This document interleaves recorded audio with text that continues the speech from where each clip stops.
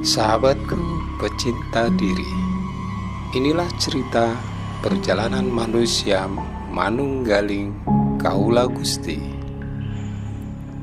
Gunakan hati, akal, dan pikiran. Singkirkan nafsu atau emosi yang menjadikan ego diri untuk menonton atau mendengarkan cerita ini.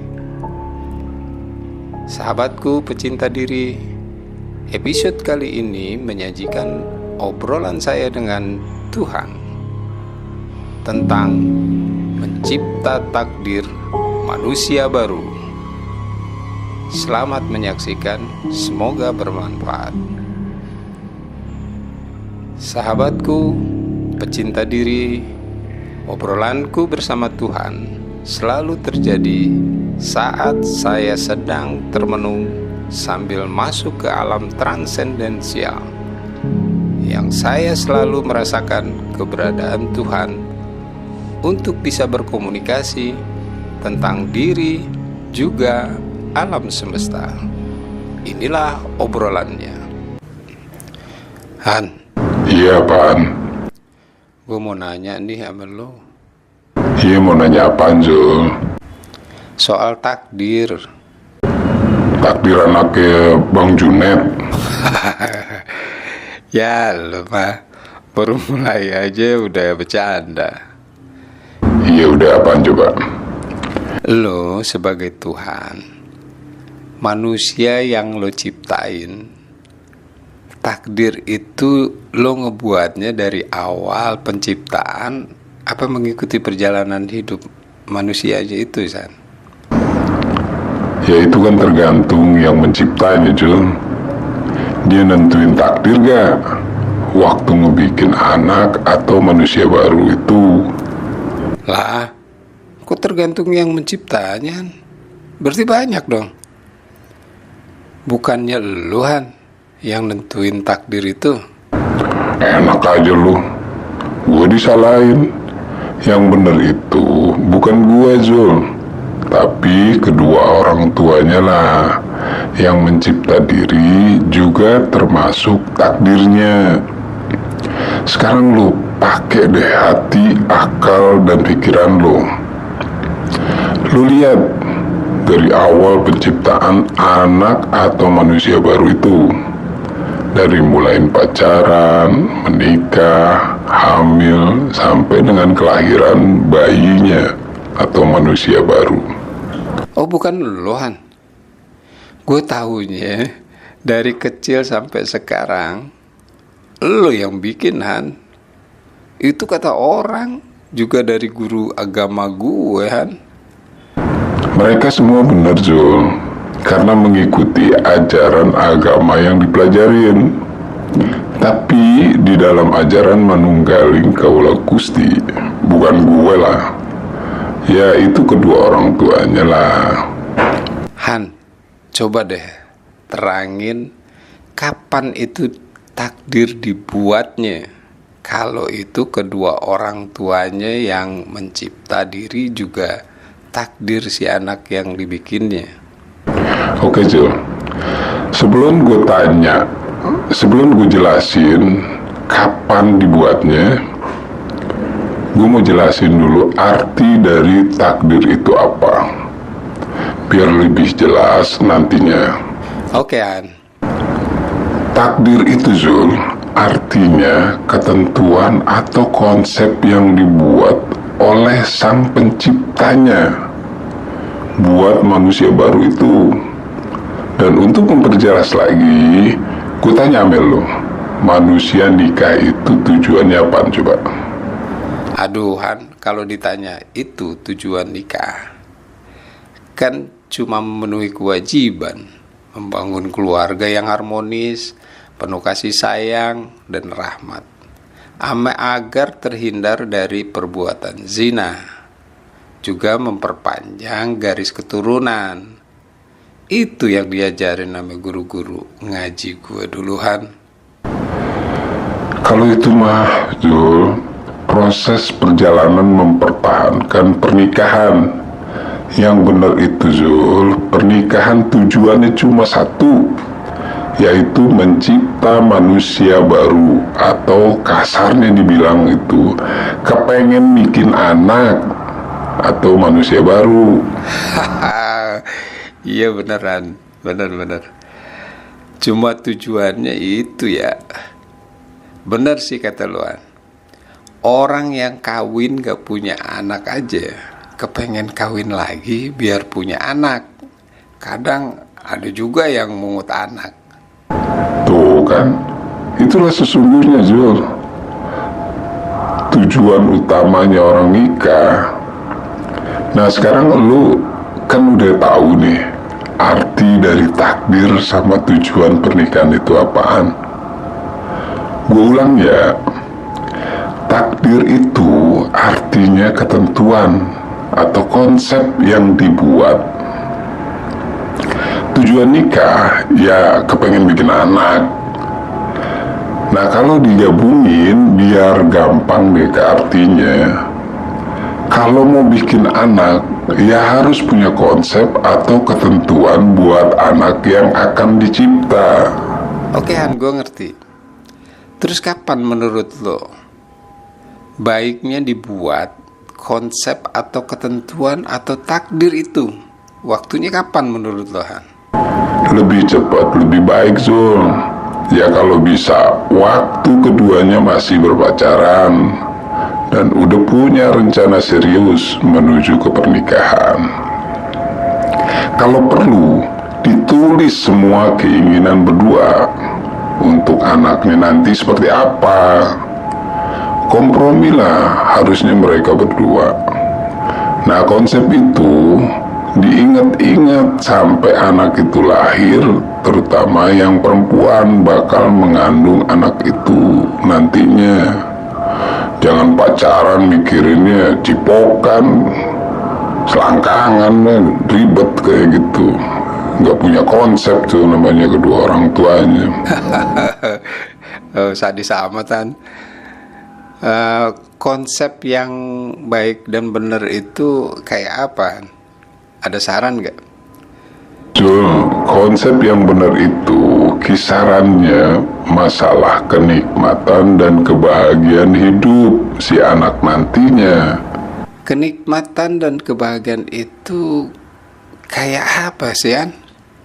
Nih gue jelasin, kenikmatan itu adalah kemudahan dalam segala hal. Bahagia itu rasa setelah manusia mendapatkan kenikmatan itu dan rencanain anak itu ngedapetin itu.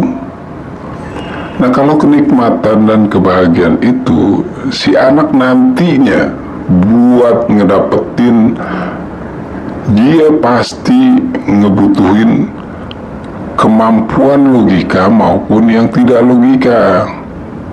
Jadi untuk dapetin kenikmatan dan kebahagiaan itu dia pasti butuhin itu, kemampuan atau ilmu logika dan tidak logika. Yang logika sama aja dengan pengetahuan umum dari TK sampai kuliah. Yang tidak logika yaitu pengetahuan spiritual.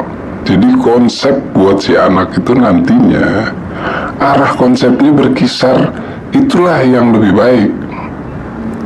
Contohnya gini Jul, kalau yang logika si ibunya atau kedua orang tuanya, anak gue nanti pinter nggak ada yang ngalahin, anak gue mudah dapat pelajaran, banyaklah terserah dia. Tapi ngarahnya yang logika, yang pengetahuan umum.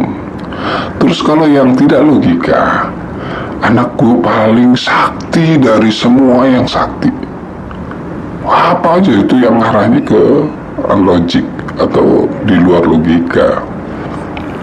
Han, itu mah ngarah konsep ke tujuan hidup manusia ya Han? Iyalah Zul, kan lu pernah bikin videonya. Iya Han, kalau nggak salah judulnya videonya itu tujuan hidup setiap manusia deh. Han, konsep itu pasti berhasil? Pastilah.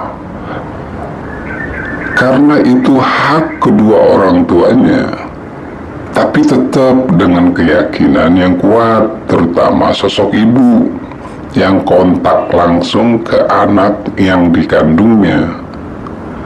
Apabila sering diomong konsep itu ke anak yang dikandungnya sambil mengusap-ngusap perutnya, yaitu sebenarnya sama aja perintah awal yang diterima langsung si anak dari ibunya buat dia ngejalanin hidup nantinya akan mengikuti konsep atau ketentuan yang diterima dari ibunya. Di sini gue nggak ikut campur, Jo. Kan lo tahu cerita Manunggaling Kaula Gusti.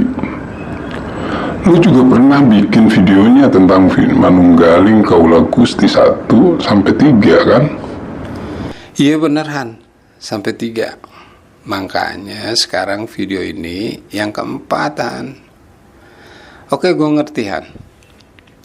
Itu kan buat yang tahu akan arti dari pernikahan itu apa, dan yang tahu siapa pembuat takdir. Terus yang nggak ngerti nih tentang hal itu gimana Han? Nah, kalau yang nggak ngerti atau yang nggak tahu hal itu, dia masih punya kesempatan, Jom. Waktunya anaknya udah lahir ke dunia sampai anak itu mati. Kesempatannya itu ada di waktu nyusuin anaknya, waktu mandiin, waktu nidurin, atau ngelonin. Jadi omongin ke si anak itu tentang konsep itu ke si anak, diulang-ulang. Ya, anggap aja kita mendoktrin si anak agar masuk ke alam bawah sadarnya. Kalau anak itu udah mulai balik, ngomonginnya dibatin aja. Arahin si anak itu, anakku nanti akan gini, akan gini. Nah itu, kalau yang udah dewasa dibatin aja, nggak usah diomong. Kalau diomong, nolak biasanya si anak. Han, kalau boleh tahu, proses terjadinya si anak mengikuti proses itu kayak apa? Zul, apabila konsep itu sudah masuk ke alam bawah sadar si anak, maka energi alam semesta akan mengarahkan si anak itu ke arah konsep itu, dan itu pasti akan terjadi. Selama ini manusia yang menikah nggak ada yang membuat konsep kayak gitu. Boleh cari dari ujung dunia sampai ke ujung dunia lah. Jangankan bikin konsep, Jul, mereka udah kepusingan cari duit. Padahal, Jul, dengan adanya konsep itu, kedua orang tuanya akan mendapatkan kemudahan. Karena konsep yang dibuat itu ada keterkaitannya. Dia kan harus ngebiayain, dia harus ini, harus itu, segala macam yang keterkaitan dengan si anak. Oke Han, itu mencipta takdir untuk manusia baru. Nah, kalau manusia yang kedua orang tuanya nggak membuat takdirnya, gimana Han? Kalau yang kayak gitu, ya makanya dia hidup akan mengikuti, meniru apa yang didengar, juga yang dilihat. Yang pertama sekali yang diikutin atau ditiru itu kedua orang tuanya, juga lingkungannya sekitarnya. Ya bejat ya ikut bejat, banyakan gitu. Ya baik ya dia akan berpikir baik. Nah Han, takdir yang ngikutin atau meniru itu bisa dirubah gak? Gimana caranya Han? Ya pasti bisa lah, Zul. Contohnya diri lo lah, Zul. Dulu gue tahu konsep bapak lo ke diri lo itu, dia mau lo kehidupan lo itu lebih baik dari dia. Tapi dia nggak mengkonsep yang aneh-aneh, yang wah lah menurut gua. Terus dia nggak konsep diri lo itu jadi dukun. Padahal gue tahu bapak lo itu jago banget kalau dia mau jadi dukun. Padahal orang Ambon itu selalu nurunin ilmu kesaktiannya. Tapi kenyataannya lu nggak dikonsep jadi dukun, tapi lu jadi dukun. Caranya gimana, Han? Caranya, kalau gue ambil aja dari kehidupan lo ya, lo selalu menggunakan hati, akal, dan pikiran untuk menjadi orang yang visioner, mau belajar dan juga mempraktekannya. Kan yang lo pelajarin cuma spiritual atau pengolahan diri. Iya bener, Han. Gue sih iya seperti itu. Kalau gue ngelihat di perjalanan hidup gue kesana kemari nyari penjelasan tentang spiritual diri. Malah yang ngejelasin lebih banyak lo, Han.